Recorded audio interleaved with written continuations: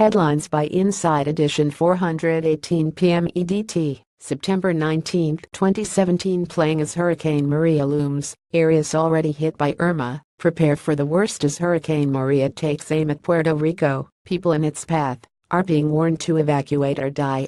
Citizens of the island are bracing for a direct hit just weeks after Hurricane Irma pounded the country. CBS News correspondent David Begnaud spoke to Inside Edition from Puerto Rico.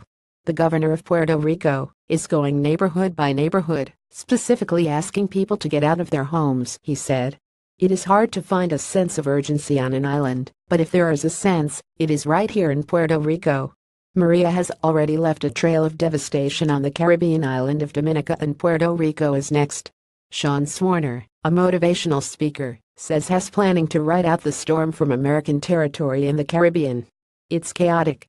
There are so many people on the roads, you can't get even go a mile in an hour.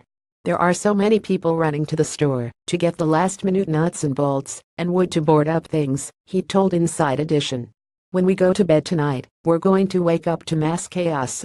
Jennifer McCartney lives on St. Croix in the U.S. Virgin Islands, an area that is also expected to be pummeled by the storm. The plan right now is to stay here at my house in the lower level in an enclosed cement hallway with mattresses and doors, she told Inside Edition.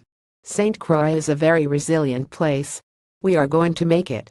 Meanwhile, a second hurricane, Jose, is turning north. The effects of the storm can already be felt on shore.